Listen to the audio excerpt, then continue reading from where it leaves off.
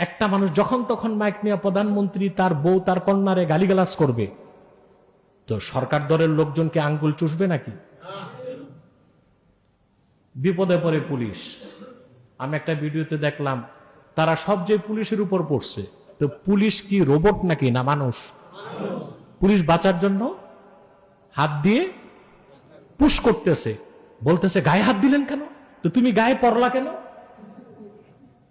এটা কেমন কথা? এটা কি এখনো কি মগের মূল্য নাকি?